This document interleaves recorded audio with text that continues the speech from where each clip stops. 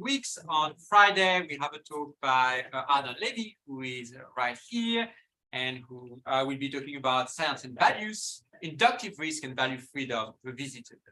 So we're looking forward to that talk.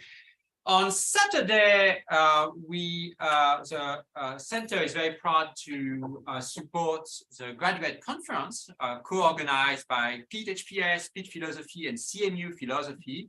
It's starting at 9 a.m. until 5:30. The program is online, I believe, if you're interested. And the keynote speakers are Jenan Ismail, who are from Johns Hopkins. She's been here many times in recent years, but it's always a pleasure to have her back. And Kevin Zeman from CMU will be giving the faculty address. And you can see who the graduate students speaking at the conference are online. I won't read everything here for the sake of time. And it's on the room 10,008 on the 10th floor here, if you're interested in coming. After this week, next week, it's spring break, so there's nothing at the center for a week. Enjoy your time. And the next lunchtime talk on Tuesday after the break will be given by my former colleague, Jim Woodward, who will be talking about the worldly infrastructure of causation. So you're invited to listen to Jim's talk. So wonderful pleasure to have him back here at the center after a few years. Today, it's my great pleasure to introduce my friend, John Michael. I've known John for a very, very long time. 15 years. Yeah, about something like that. Who is right now working in the Department of Philosophy at the University of Milan. He's a research professor there.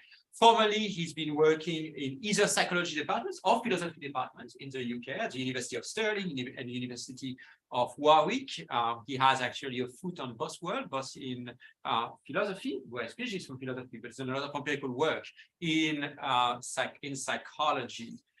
Most of his work is on notions around commitment and notions related to such notions as trust, cooperation, social engagement, and that kind of question. He was the lucky but also well-deserved winner of an ERC, one of the very large grants from 2016 to 2021. It's published extremely widely in philosophy and psychology around notions related to commitment. So I will just mention his book here, published last year, The Philosophy and Psychology of Commitment, published with Routledge in 2021.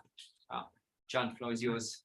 Thanks very much, Edward. Thank you for coming and taking the time to listen and to discuss this research with you. So yeah, we humans are remarkable for the flexibility and the pervasiveness of our coordination. So we coordinate in a wider range of settings with different partners all the time and much more flexibly than other animals. This enables us to achieve outcomes we couldn't otherwise achieve, to do so more efficiently often. And sometimes people even enjoy coordinating together. But it also presents the challenge of identifying when and to what extent we should rely on others to make their contributions to joint actions, and also when and to what extent we should do things that others are relying on us to do, even if we ourselves might not want to at the moment, but we might have other opportunities available to us. Commitment helps with as far as commitment stabilizes agents' motivation to perform actions, including contributions to joint action. So it also stabilizes others' expectation that they'll do so.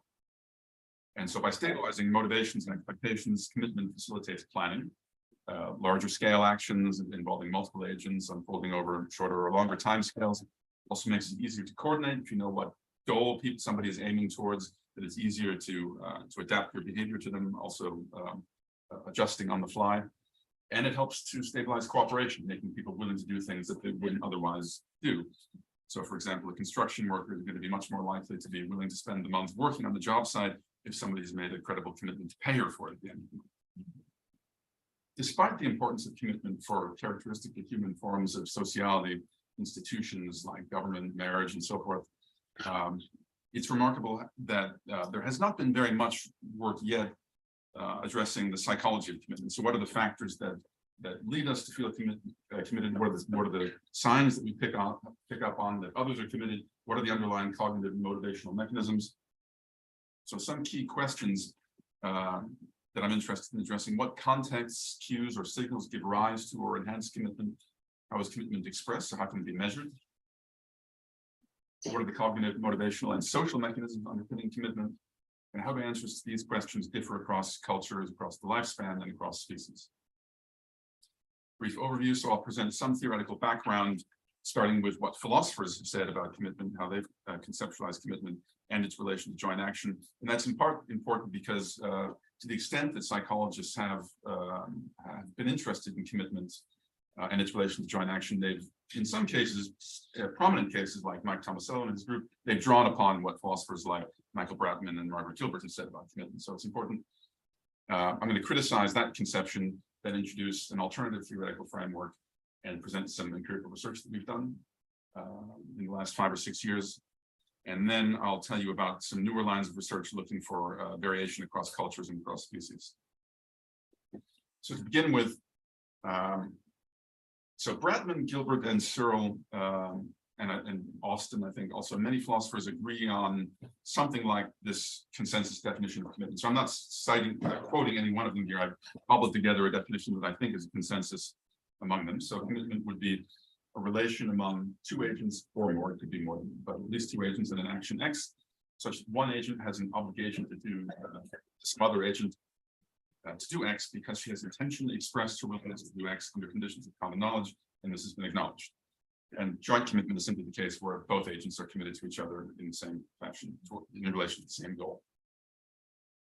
So this, on the one hand, provides a neat explanation of how commitment could play the social function that I just attributed to it, so stabilizing motivations and expectations, because, well, where commitments are in place, agents have obligations to persist until the goal is reached, to offer assistance if their joint action partner can't do their part, to ask for permission to disengage or at least notify the partner. So they've got a range of obligations and a range of entitlements. So they can expect assistance, they can rebuke their partner if they don't, if they disengage.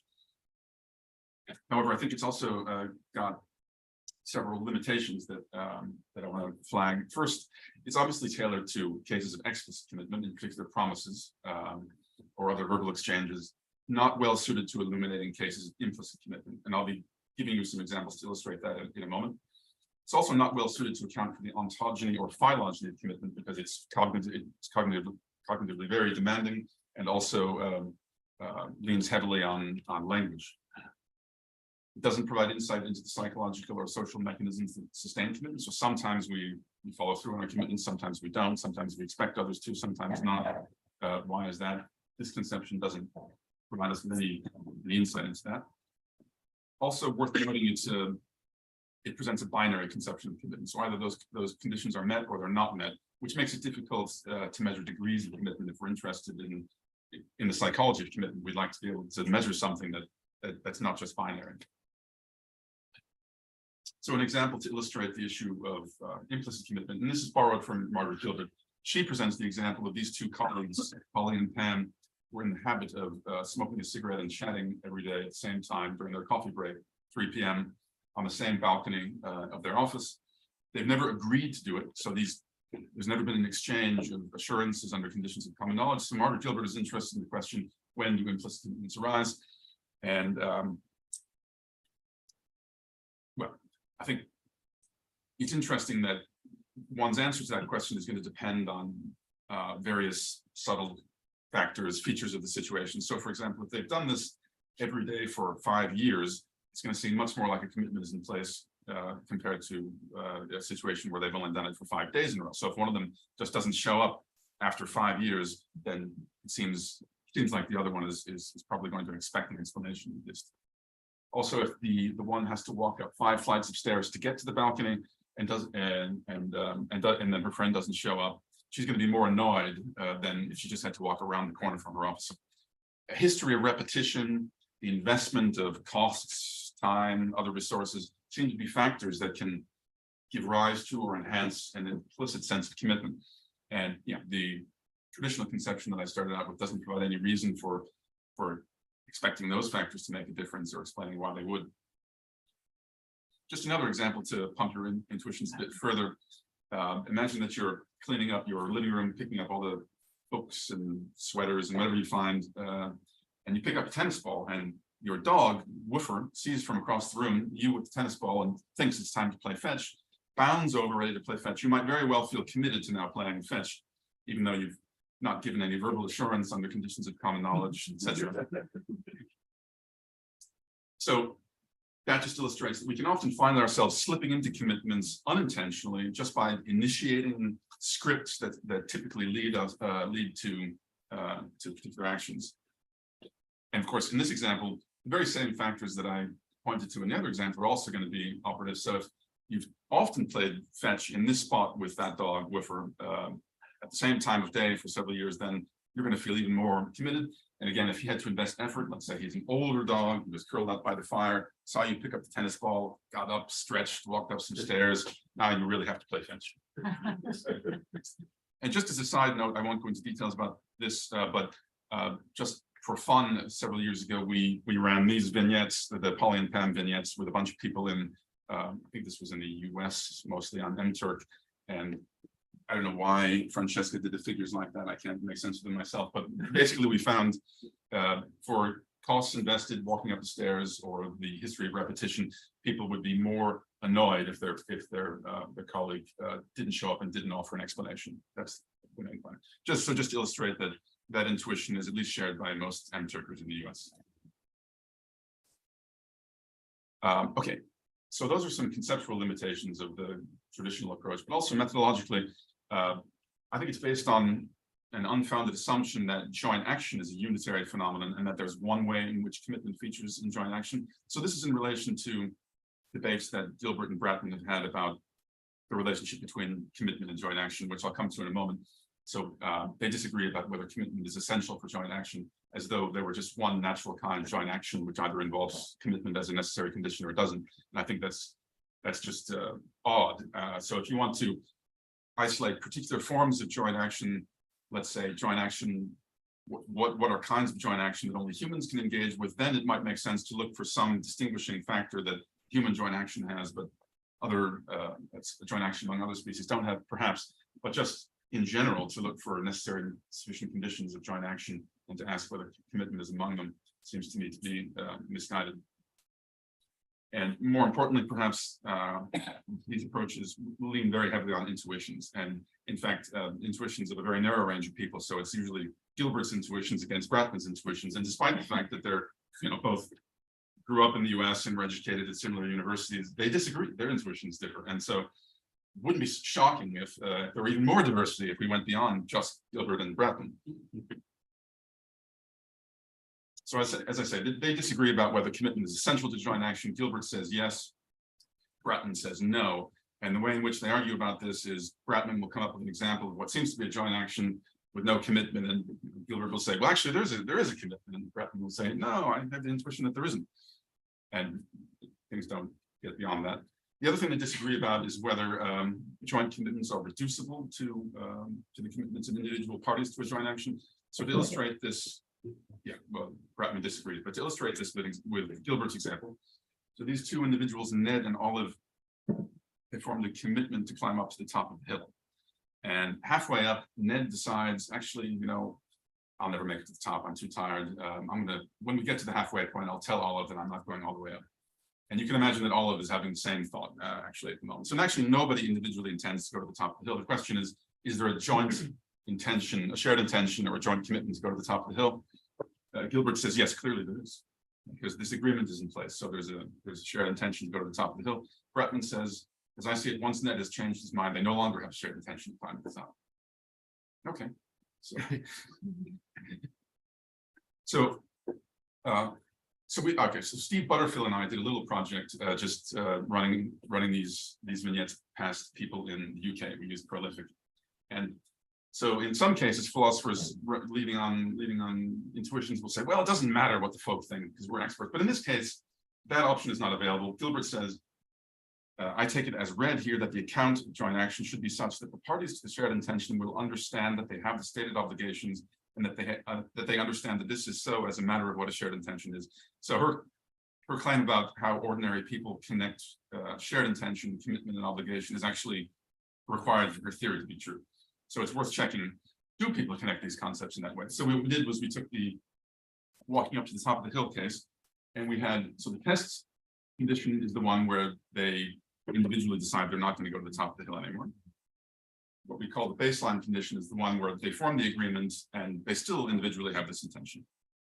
And then we also have a parallel condition where they're just separately walking up to the top of the hill without having agreed on anything. So Gilbert, we asked people, did they have a shared intention? Did they have a commitment? And do they have an obligation? And so Gilbert should predict, of course, that the test condition would be much like the baseline condition because they still have the shared intention, despite the fact that individually nobody intends anymore. And that's not the case. So the test case looks actually more like the parallel case. In fact, it's lower than the parallel case. I can't explain that, but it's not significant. And same for commitment. Experiment 2 was just a replication. Experiment 3, we tried to make it easier for Gilbert, so we changed the scenario so that there's a joint action where they actually each need each other. So Ned could continue walking to the top of the hill. He could make it to the top of the hill if Olive drops out. Here we have them playing tennis, and that's more difficult individually, but still the test condition is significantly lower than the baseline condition for those questions. The obligation question, that's interesting. So Gilbert also thinks, well, you know, not only is there a shared intention, there's a commitment, and that entails these obligations, but across all conditions and all experiments, people just think, no, that's way too heavy-handed. There's no obligation in these cases. That's important because I'll be coming back to that later. We also, just as a side note, we ran regression. So if people said, yes, there's a commitment, were they more likely to say, yes, there's a shared intention and in all directions? Because it might be that there's something wrong with the scenario, but the regressions might pick up on links among the concepts anyway. And not really. So it doesn't really strongly support Gilbert, unfortunately. And this is consistent, broadly consistent with recent research by Javier Gomez-Levine and Matthew Ricard. So they've taken scenarios like this and asked similar questions. So if the person drops out of the joint action without saying anything, have they violated an obligation? Does the other person have the right to rebuke them? Do they have an obligation to notify the person and so forth? What they find is in scenarios like that, people in the US do think that the person has an obligation to notify the other person if they're going to drop out, but if they don't, the other person doesn't have an entitlement to rebuke them. That's their kind of the pattern that they find. And they say, well, this shows that Gilbert is right, that there's some kind of intrinsic normativity to joint action, but her analysis isn't quite right in terms of exactly what the obligations and entitlements are. And I think that's partially probably right, except that what we need to do is not replace Gilbert's analysis of what obligations and entitlements are intrinsic to commitment and joint action. Rather, what we need to do is to take a step back and investigate empirically what are the key norms of commitment which are characteristic of joint action. So the things that they, as well as Gilbert, agree on are things that would be relevant to be like, okay, do people persist until the goal is reached? Let's say, even if they don't want to anymore, do they notify others if they're not going to? Do they apologize? What are the social, cognitive, and motivational mechanisms that support these norms? What contextual factors? So it's not going to be the same for all joint actions, but what are there parameters of joint actions that are relevant for predicting in what way people will feel or act committed? What cultural differences might we observe? So if you want to make claims about uniquely human forms of joint action and how they differ from non-human forms of joint action, you kind of need to know what variety there is among humans.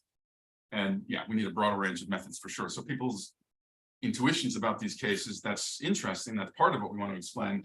But as I'll show, and actually the vignettes I just illustrated, I just told you about, already illustrate that people's judgments about, say, obligations can come apart from the expectations that they have about what somebody's actually going to do. And you can also find people might be annoyed, but not think that there's an obligation, not think that they're entitled to be annoyed, but they're annoyed anyway. So we need to look at behavioral measures, physiological measures, as well as people's intuitions about these kinds of cases. So in talking about, in asking the question, what are the norms of joint action, just drawing upon things that, the ways in which people have characterized norms recently in doing normative psychology. So Friedrich and Henrik characterize norms as learned behavioral standards shared and enforced by a community. I think the notion of standards here is a bit worrisome. It sounds a bit circular or trivial. Wester and Andrews refer to socially maintained patterns of behavioral conformity within a community. And Tripeda and Stitch, a norm is a rule or principle that specifies actions which are required, permissible, or forbidden, independently of any legal or social institution. So depends on depends on what you mean by rule or principle. I don't think they necessarily need to be. Principles and rules sound quite linguistic, but I don't think they necessarily have to be. So the alternative framework, which we've been working with, starts out from a characterization of the minimal structure of situations which might give rise to at least a sense of commitment. And I'll say what I mean by that in just a moment, what a sense of commitment is. But what we've got is a goal or an outcome which is desired by at least me, one agent, and or toward which me is currently acting. So it could be, if this is a joint action, then me, the first agent, will have a contribution that they're making, and you, the second agent, will have a contribution that they're making. If it's not a joint action, it could be that, let's say, I need that crucial contribution. That would be Edward mowing my lawn for me, and well, I don't do anything necessarily. I need that crucial contribution from him. And in situations with this kind of structure, just going to introduce a technical term. The second agent, you, has a sense of being committed to performing X to the extent that you is motivated by her belief that me expects her to contribute X and maybe relying on that expectation. So clearly cases that satisfy Gilbert and Bratman's definition, where there's been an exchange of verbal assurances, that's going to satisfy this, because, well, saying I will do this is one way of creating an expectation, which might then motivate the other person to conform to the expectation. But it's only one way. So you can also generate expectations simply by starting to do something or being in a place where you usually do something. So it's very easy to generate expectations. And once you generate expectations, then the thought is, hypothesis, that we have an aversion to disappointing others' expectations. And so this is an idea that goes back to Sugden, who thought, well, it could be the case that wherever people expect us to do something, by default, we're going to tend to do it, because it might be they're going to rely on that expectation. It might be that they get annoyed if we don't conform to that expectation. So other things being equal, we like to conform to expectations. And Jason Dana and Christoph Heinz have done studies that provide some support for this. And I think there's some uncertainty as to whether we're motivated to conform just to expectations per se, or where we think that somebody might be relying on those expectations, where it might be important to them. But the definition here is just a working definition to start with, and it's meant to be kind of neutral about whether expectations per se matter, or whether reliance or potential reliance matters. In any case, this provides us with a framework in which we can look at different factors that modulate the sense of commitment. We can measure it in terms of motivations or expectations. And the factors that are necessary conditions, according to Gilbert, Bratman, and others, feature as factors. So if you cause me to expect X, then that's going to make you feel motivated. If you're responsible for that expectation that I have. Also, it's being intentional, that being common knowledge, mutual knowledge, that's going to make a difference. Then there are other factors, like the extent to which I'm relying on you, the extent to which I'm investing costs, our history of repeating actions like this, and the degree of coordination. I'll say something more about the degree of coordination in a bit, but just I'm going to in a moment walk you through some studies that kind of document the effects of each of these factors. So what can we measure? Well, we can measure agents' persistence until a goal is reached, especially if they're potential distractors or outside options for them, their resistance to temptation, which we can measure in terms of their persistence despite a motivational conflict. So we looked at things like mouse trajectories. If they're choosing an option, but they're drawn to something else, but they're doing it anyway. That suggests that they're doing it out of commitment rather than because that's the one they want. Walking trajectories, same thing. Eye gaze patterns, so they're looking at distractors but staying on task anyway. And borrowing examples from Margaret Gilbert and Bratman, but also from research that I'll be talking about later with kids and with non-human primates. waiting for somebody if you're in a joint action, checking to see if they need help or if they're still coming, re-engaging after an interruption, helping the other to do her part if necessary, protesting if they disengage, different forms of punishments, partner deselection. And crucially, I think these factors can come apart. So rather than thinking, okay, you need all of these markers of commitment must be in place in order for us to be confident that an agent really does have a sense of commitment. I think it's likely that we'd find some species that might exhibit some of these, but not others, and kids might start out exhibiting some, but not others. So there's no reason why they should all come as a package. Okay, so in the best case, our expectations are going to match the motivations that people actually have, and expectations and motivations can be mutually reinforcing. So if you have an expectation that I'm going to do something, and I notice that and I start to do it, then that's going to increase your expectation, and you might then turn down outside options, which then increases my sense that I have to do this. So expectations and motivations can mutually reinforce each other. In the best case, they're fairly well calibrated within one social group, so people rely on, what they rely on is actually realistic and so forth. Just as a side note, in some cases that can come apart. So people with borderline personality disorders, we were interested in individual differences. We did a couple of studies looking at people with BPD or BPD traits and found that they do actually differ from controls with respect to their sensitivity to some of these factors. So they'll tend to overreact if somebody doesn't fulfill an expectation that they have.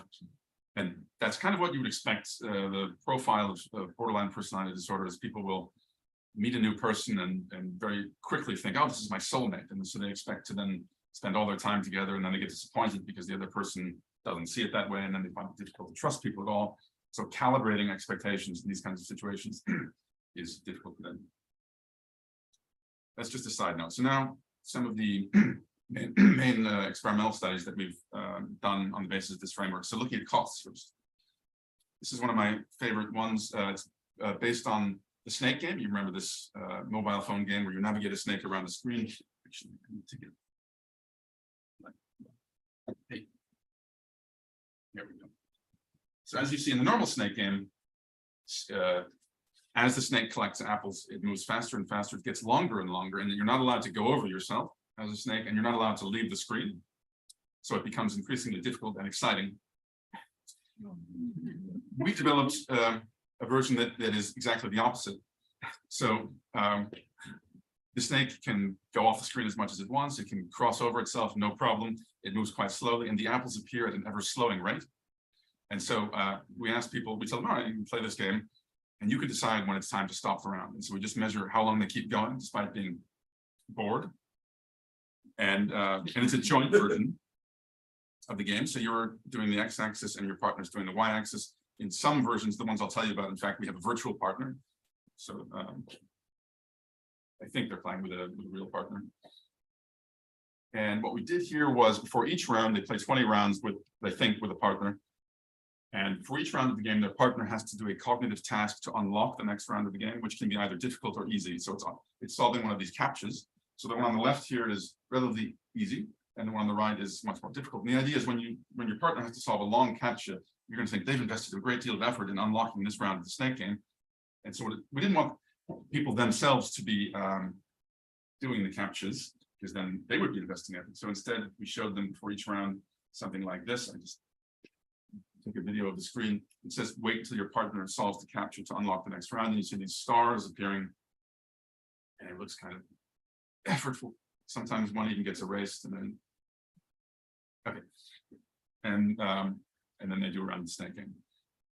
And what we found in the first experiment was people persist longer when their partner has done a more difficult captcha. And to control for the possibility that might be that they have to wait longer, so they themselves see that as a cost. We did a second experiment where we tell them, actually, your partner is just a virtual agent, so they're not really investing any effort, and then the effect goes away. We did a third experiment with this, where we told people, so we're interested in whether this is a kind of a high level judgment that they make. Oh, I must persist longer because somebody has invested effort. And what we did naively to test that was we got people to do it with a robot, with the iCub. The videos. Oh yeah. So this is a robot in Genoa, the Italian Institute of Technology. So we showed them a video of the iCub solving captchas and practicing the snake game. And we told them, all right, you're linked up to the internet with this robot. You're going to be doing the task with them. And we get the same effect. I don't think anymore that shows that this is a low-level mechanism that is irrespective of their judgments about obligations, because actually some people just think that they do have obligations to robots. So that was the motivation for doing it, but in retrospect, I'm not so confident in that anymore. So we're also interested in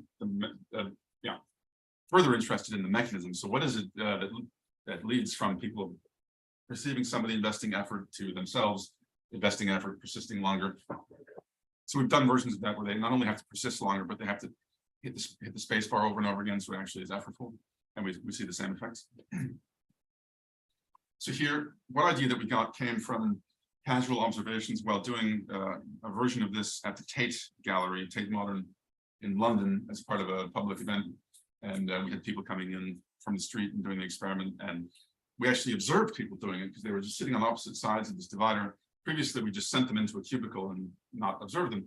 And what was striking, we saw some people would be sitting there persisting for a long time on the task, but twirling their hair, tapping their feet, looking at us impatiently, like obviously not wanting to do it. And then there were some people who would do it for a long time, just somehow immersed in this horribly boring task. And here we have actually this, that happens to be Vittorio Gilese and Barry Smith, who were there at the time.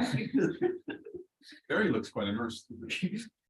Anyway, that gives the idea that there could be at least two psychological modes or forms of commitment. So you can be committed in the sense of being highly engaged. So the sense of commitment can boost participants, people's valuation of a task, leading them to be less distracted, less tempted by task irrelevant information. So task irrelevant stuff is just getting filtered out because they're interested in the task. That's one possibility. Another is they exercise top-down control to stay on task and inhibit the processing of task irrelevant information. So then they would be spending more effort updating and monitoring working memory, inhibiting dominant and prepotent responses. So as a first test of this, we did an experiment, well, not testing them against each other, but testing the gritted teeth hypothesis.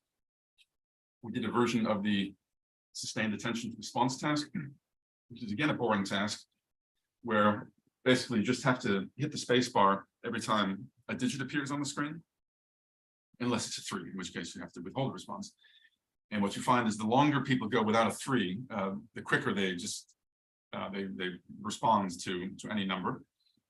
So response times go down, and the more likely they are to then make a mistake, a false alarm, when they do see a 3. And then so that's the time limited acceleration before errors, and then they slow down after they make an error for a while. And it's thought that there have been some studies that suggest that when people are clicking through, speeding up, they're not paying attention to the task, they're mind wandering. And when they slow down, they're reminding themselves what the task is, so updating their representation of the task set. And so we thought, all right, so if the captcha manipulation, which we did before each round of this, is boosting their executive control, then we might see an enhanced deceleration after error. So we might be giving a boost to this slowing down and reestablishing the task set. And we do find that. The bottom here is the high effort, high commitment condition, and the top is the low effort condition, the easy captchas. What we see here is post-error trials. So the first trial after an error, the second, the third, and this is the slowdown. So not slowing down would be along this 0 change line. So they slow down more in the high effort condition by about 30 milliseconds out of 300, 250 or something.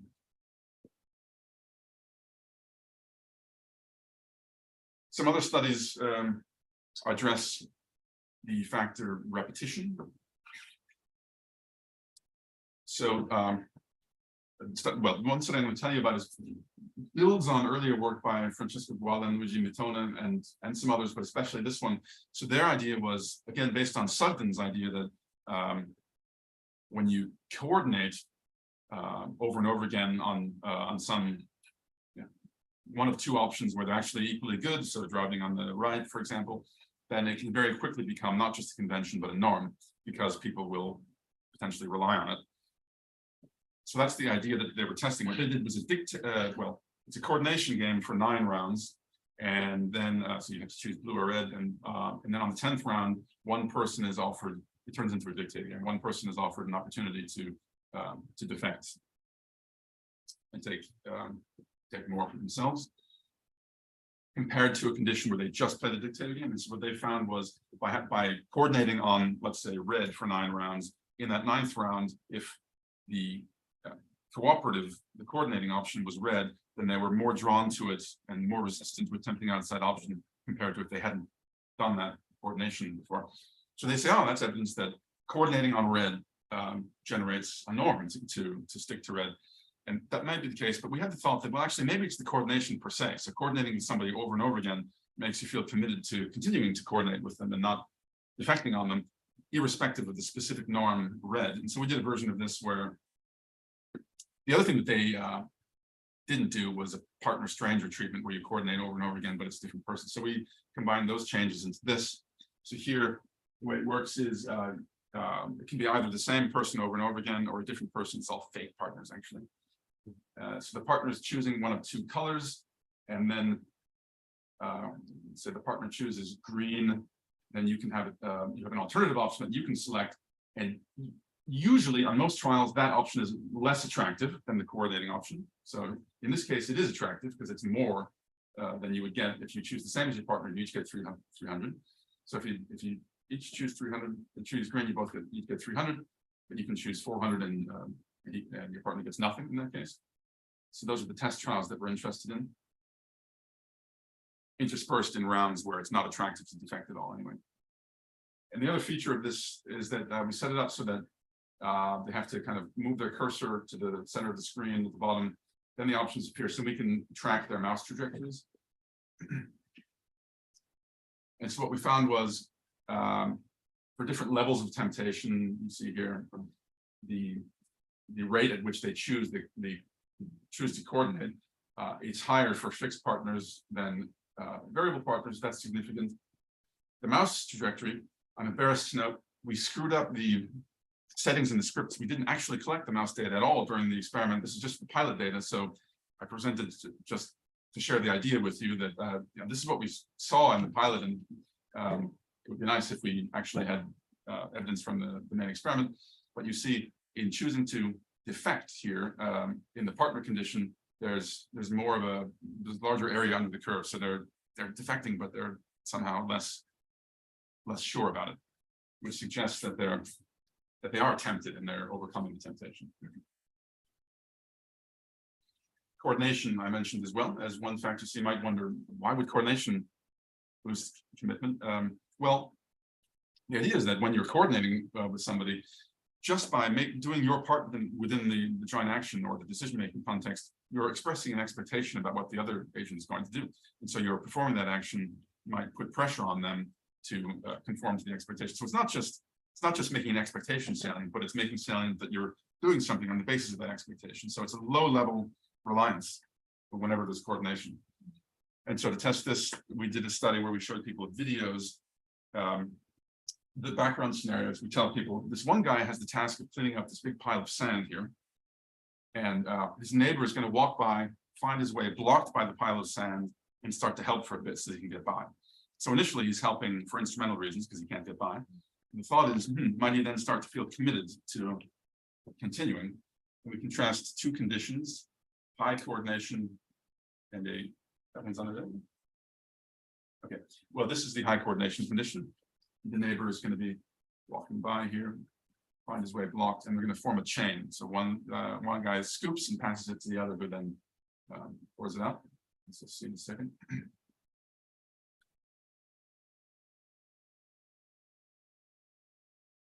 Oh, that's, yeah.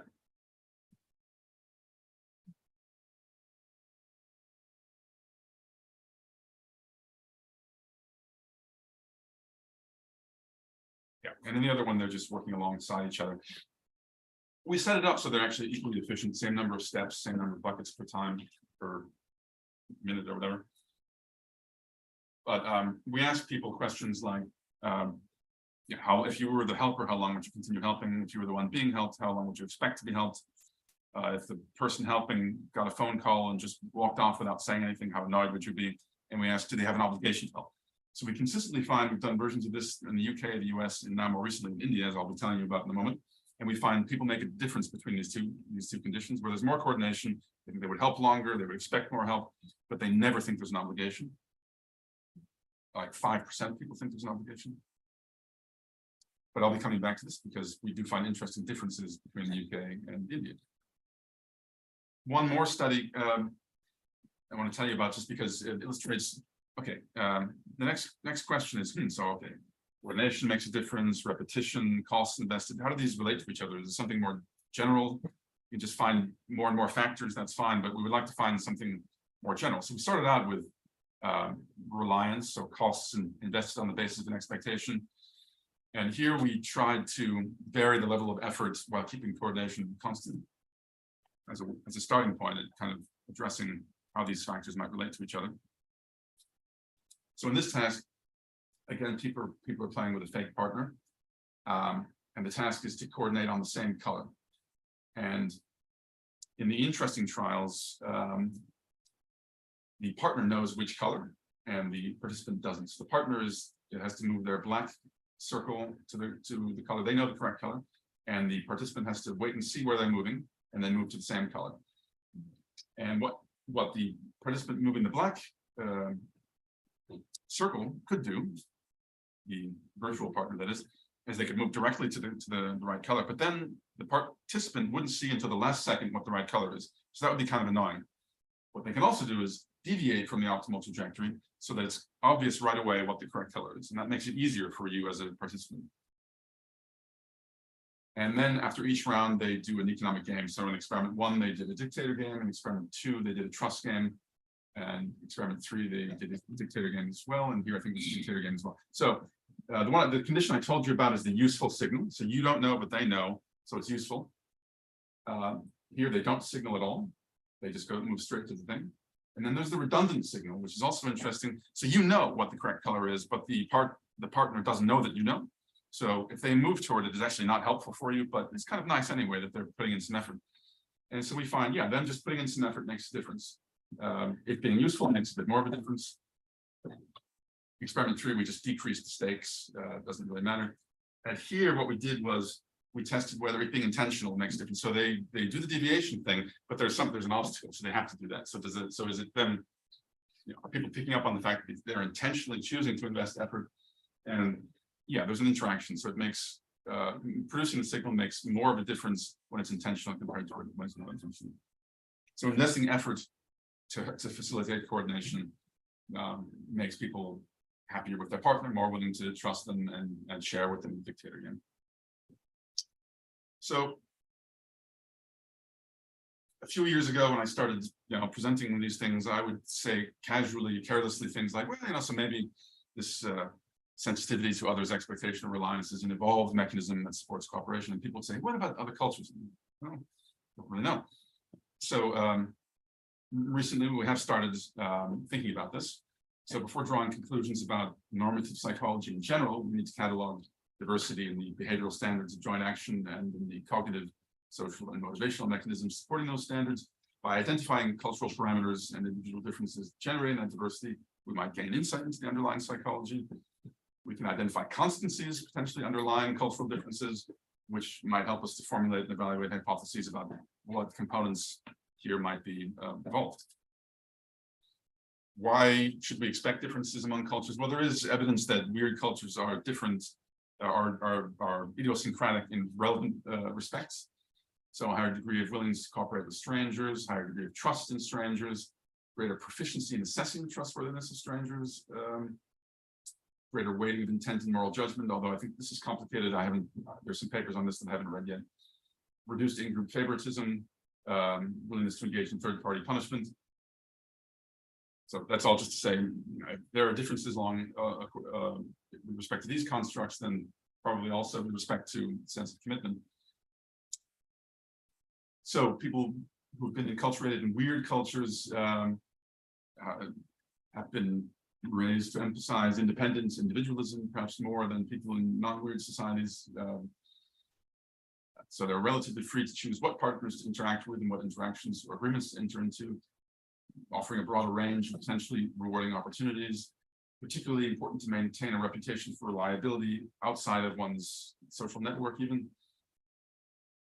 And in more interdependent collectivist societies, there's a greater sense of obligation to remain committed to particular other people with whom one has close relationships, often determined by kinship relations. So some hypotheses. Weird participants will be more willing to enter into and follow through on commitments with strangers, more likely to view their commitments as a matter of personal choice rather than obligation, more willing to reevaluate and renegotiate commitments, possibly accord greater importance to the role of intentions, and more flexibly calibrate their commitment in light of cues that another agent is expecting and relying on to perform a particular action, because they're used to entering into committed joint actions with strangers in novel contexts. They can't rely on their what they know about what they're expected to do given particular relationships or particular roles in society, and possibly more willing to engage in third-party posture. So we did a version of this sand movie experiment comparing UK and India. We asked people, how long would you persist if you were the helper? If you were the one being helped, how long would you expect to be helped? Do you think there's an obligation, and how annoyed would you be if they just buggered off? And what we find, actually, don't look. Predictions. Okay, you can think about it in silence for 5 seconds, and then you don't have to embarrass yourself by sharing them. What we found was when we asked people, how long would you help? People in the UK say that they would help longer. Okay, they say they would help longer. We find this coordination factor makes a difference, as it always does. The people in India, it's not significant. This difference is significant. Then when we ask about expectations, it starts to get interesting because people in the UK give much lower estimates of how long they would expect to be helped compared to how long they would help. Whereas in India, it's just they pretty closely track each other.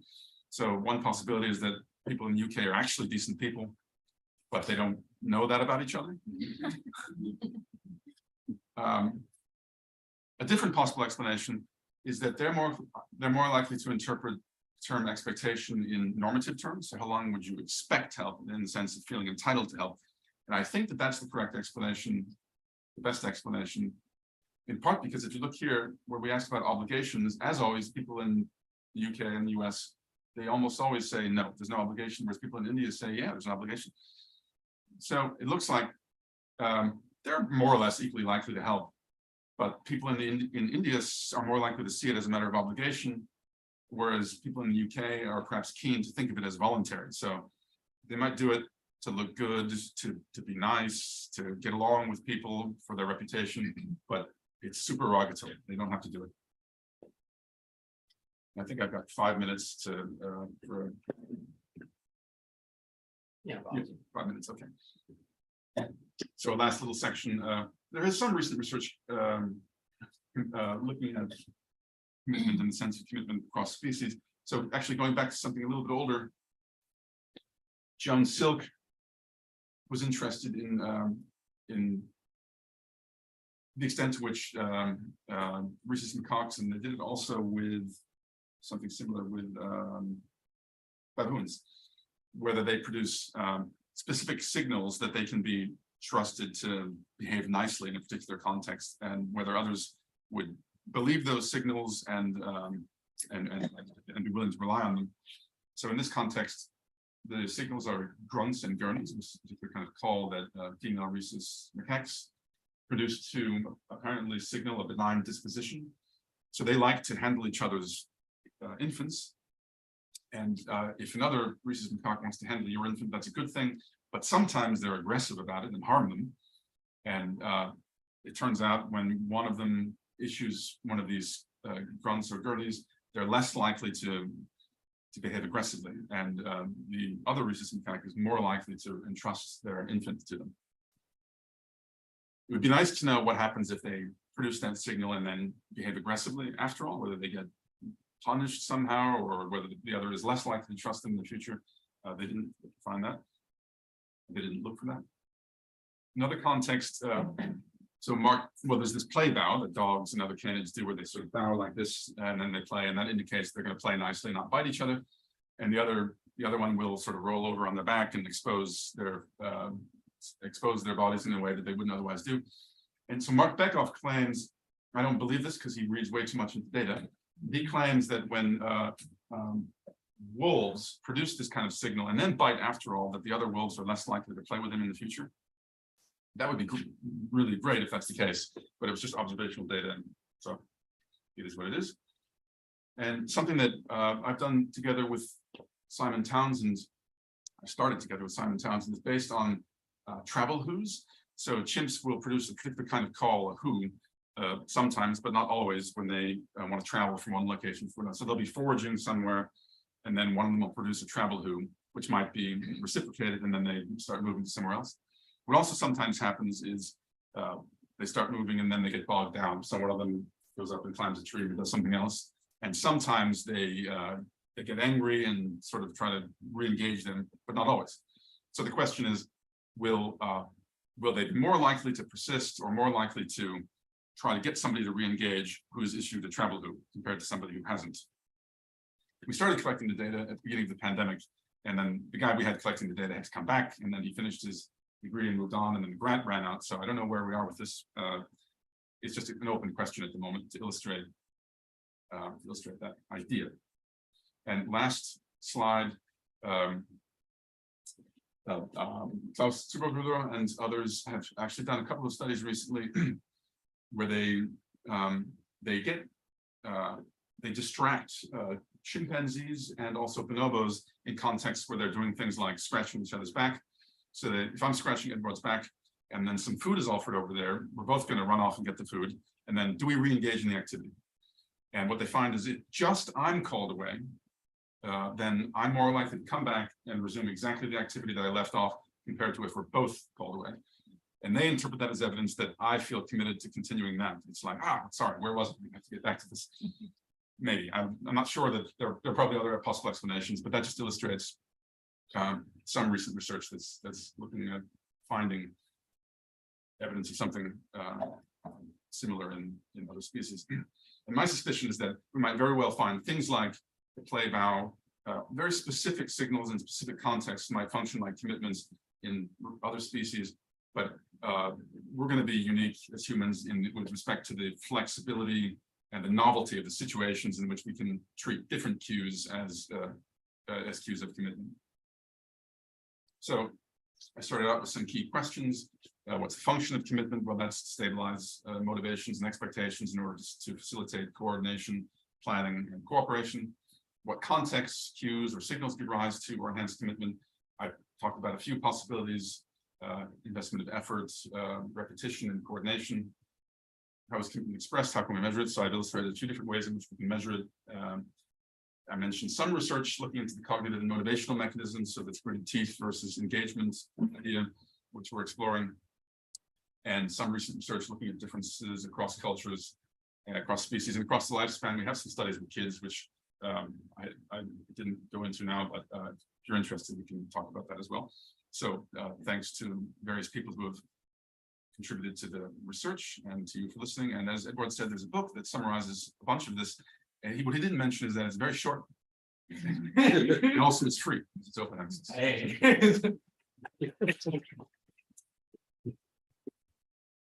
All right, we take a 2-minute break and then we'll take some time for questions.